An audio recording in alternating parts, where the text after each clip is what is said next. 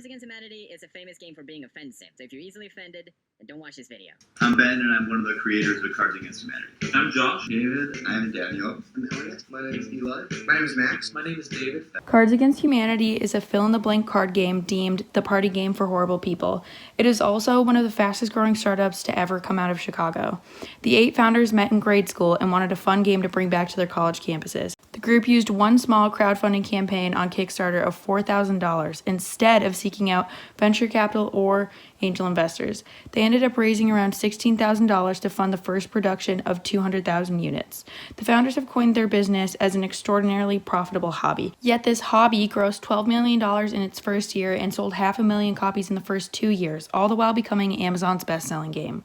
Validating is the second phase of bootstrapping, as the company tries to figure out who likes and wants the product or the secret sauce. Today, Cards Against Humanity is marketed as a party game for horrible people.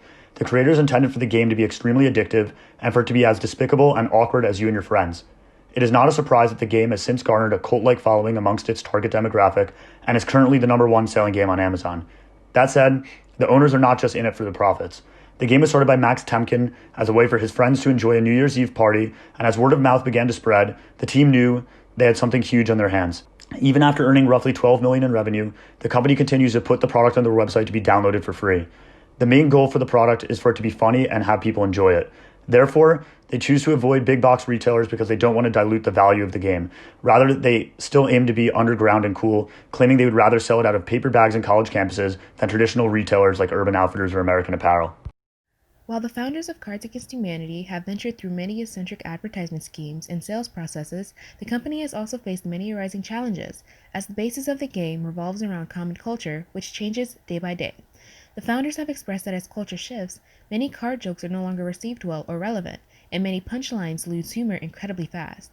To work around this, each year, the founders and other company workers take at least 30% of the cards out of the main card collection and replace them with new info based around more recent cultural shifts and norms. As well, because the founders do not have lawyers when the card game debuted, in order to prevent unlicensed duplicating of the game, the founders used the Creative Commons license as a means of enabling others to use and distribute the game without the need for any legal action. This license not only allowed for anyone to enjoy the game in the way they deemed fit, but it also allowed for more public recognition of the game and became a fabulous means of marketing for the company's product.